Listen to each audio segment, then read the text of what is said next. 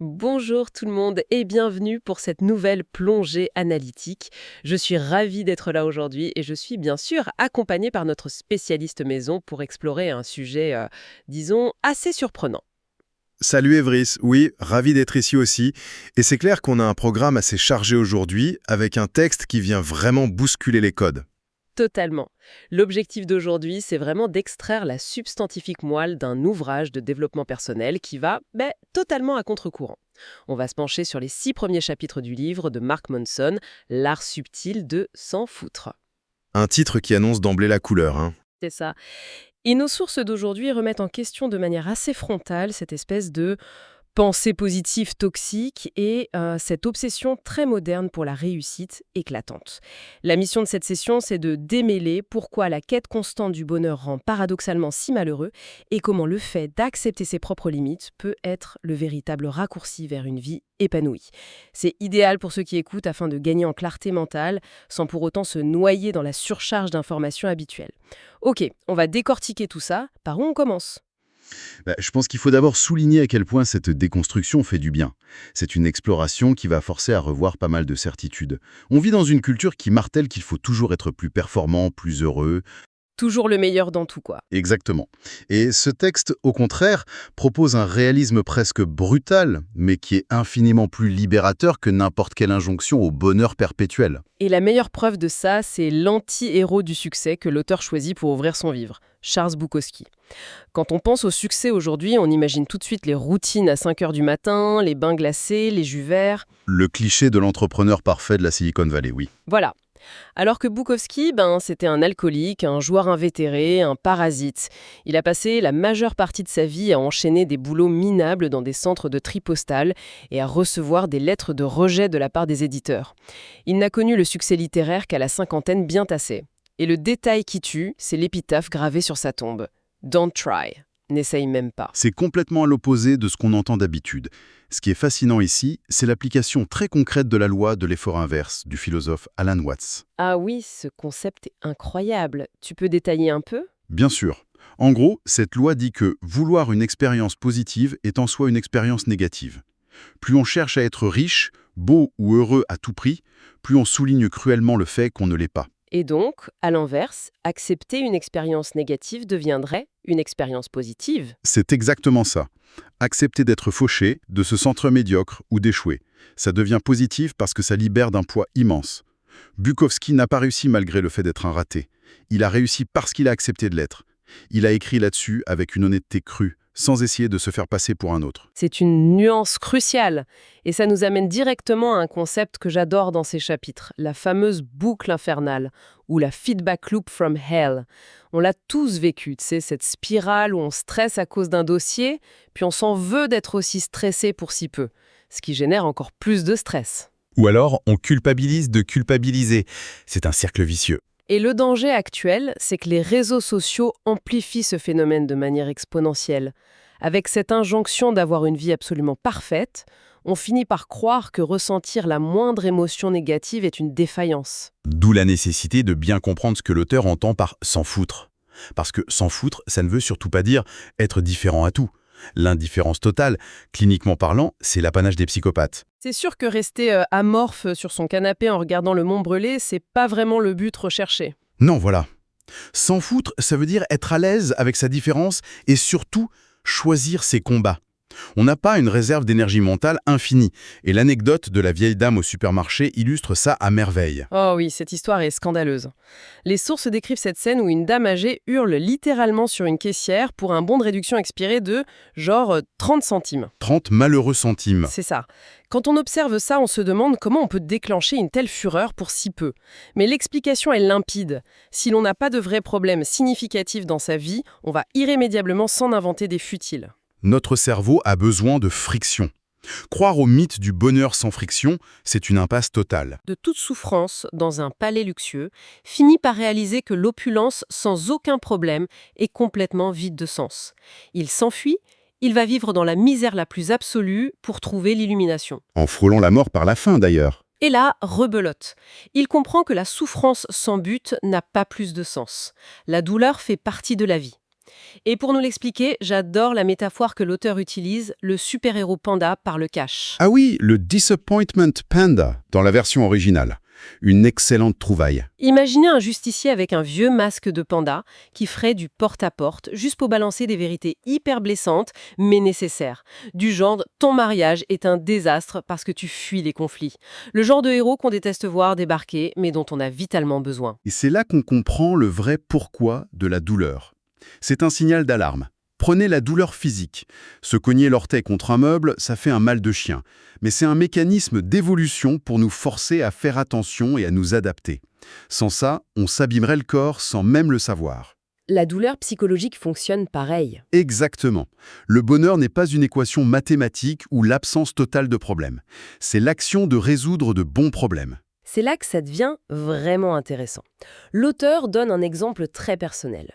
Plus jeune, il rêvait d'être une rockstar. Il s'imaginait sur scène avec les fans, la gloire, la guitare, mais il a fini par comprendre qu'il adorait seulement l'idée de la victoire. Mais il dépestait le processus. Exactement. Il voulait le résultat, mais il refusait les répétitions laborieuses, le fait de porter des amplis super lourds, les concerts minables dans des bars vides. C'est pour ça que la question typique « Que veux-tu dans la vie ?» est en fait une très mauvaise question. Tout le monde veut être heureux, riche et célèbre.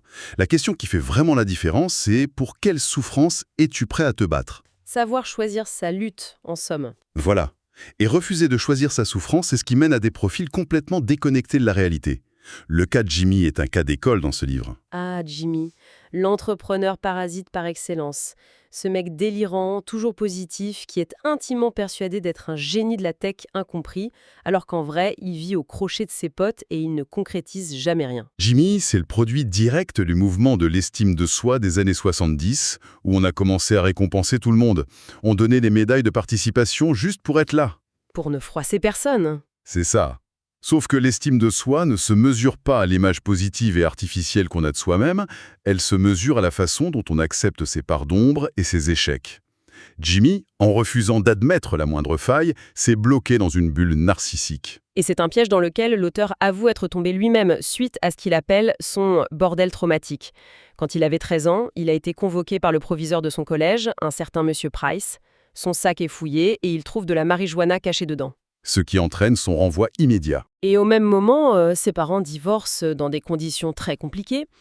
Pour compenser ce sentiment d'impuissance totale face à la vie, il raconte qu'il est devenu arrogant, un coureur de jupons qui cherchait uniquement une validation extérieure, artificielle, pour masquer sa blessure. Cette victimisation, cette façon de surcompenser, c'est une dérive qu'on observe à l'échelle sociétale aujourd'hui.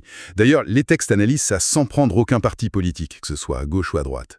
Ryan Holiday appelle ça le porno d'indignation. C'est tellement vrai. Tout le monde veut être exceptionnel, que ce soit exceptionnellement victime d'une injustice ou exceptionnellement victorieux. La tyrannie de l'exceptionnel. On considère aujourd'hui qu'être moyen, faire partie du milieu de la courbe en cloche, c'est un échec cuisant. Alors qu'au contraire, accepter sa propre banalité, c'est une libération essentielle qui permet de se concentrer sur des actions concrètes. Et ces actions doivent être motivées par de bonnes valeurs. L'histoire du lieutenant japonais Hiruo Onoda l'illustre de manière franchement dramatique.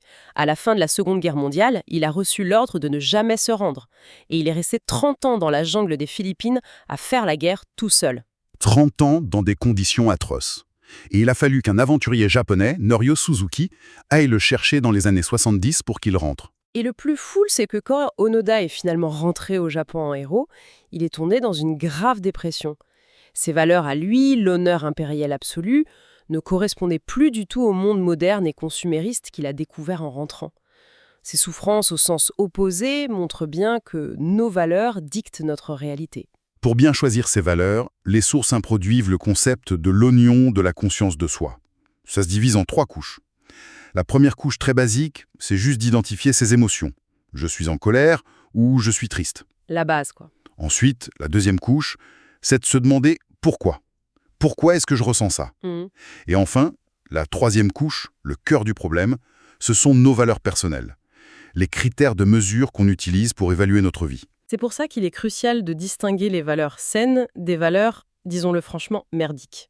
Vouloir toujours avoir raison, chercher le plaisir immédiat ou vouloir rester positif à tout prix, ce sont des fausses valeurs qui nous rendent dépendants des événements extérieurs. Contrairement à des valeurs saines comme l'honnêteté, la vulnérabilité ou la curiosité, qui, elles, ne dépendent que de nous.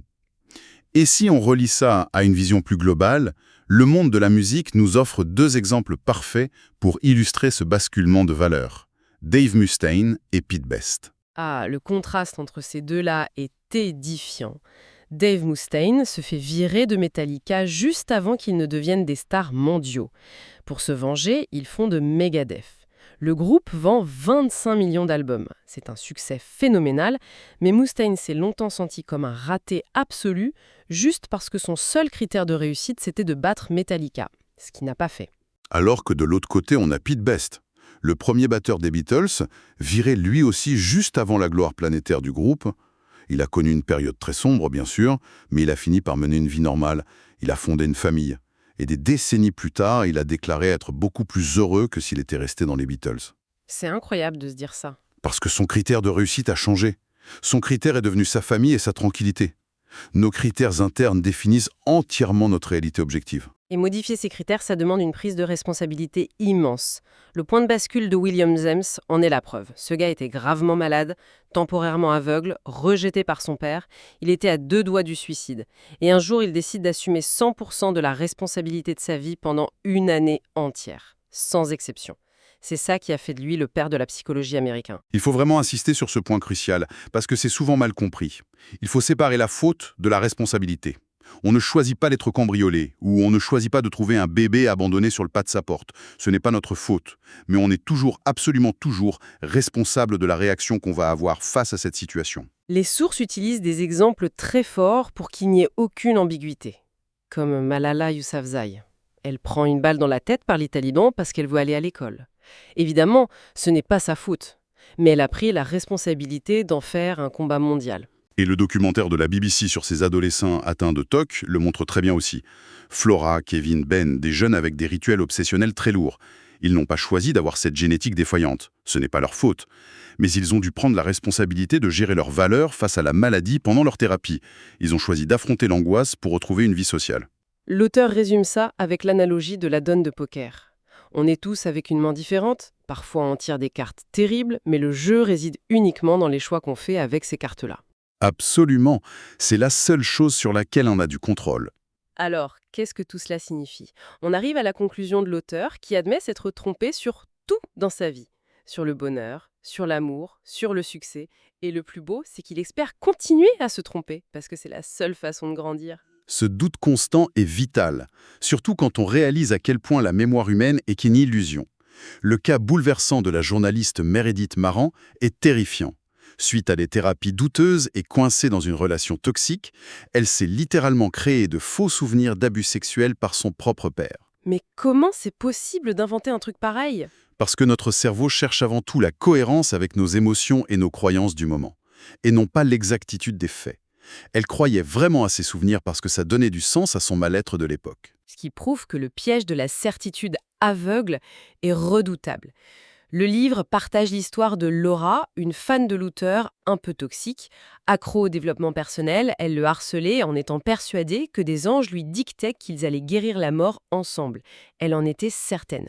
Et c'est bien ça le problème. Le mal est très souvent commis par des gens qui ont une excellente opinion d'eux-mêmes et une certitude absolue d'être dans le juste. Les psychologues comme Baumeister ou les expériences de Milgram l'ont largement démontré. C'est clair. Cela soulève une question importante que Monson formule à travers sa loi de l'évitement. Plus quelque chose met en danger ton identité, plus tu t'efforces de l'éviter. Qu'il s'agisse d'un échec ou même d'un succès qui viendrait contredire la façon dont on se perçoit. Donc chercher à tout prix à se trouver, à définir une identité stricte, c'est s'enfermer soi-même. Totalement. C'est pour ça qu'il conclut qu'il faut plutôt flinguer son ego. Accepter l'incertitude et se poser cette fameuse question salvatrice face à n'importe quelle situation « et si j'avais tort ?» C'est un résumé parfait. Si on synthétise tout ça pour nos auditeurs, la libération vient vraiment du fait d'accepter d'être moyen, de chercher des problèmes qui valent la peine d'être résolus, d'assumer la responsabilité de nos réactions face aux difficultés et de douter constamment de nos certitudes. Pour tous les passionnés d'apprentissage qui suivent ce programme, c'est une vraie bouffée d'oxygène. Et pour clore cette exploration, on peut pousser la réflexion encore plus loin. Si nos souvenirs sont constamment réécrits par notre cerveau pour s'adapter à nos croyances du moment, et si chaque version de nous-mêmes a systématiquement tort sur presque tout, alors cette identité fixe que l'on cherche si désespérément à protéger de l'échec n'est au fond qu'une illusion de l'esprit. Peut-être que la forme ultime de l'art de s'en foutre, c'est de renoncer à avoir une identité stricte à défendre.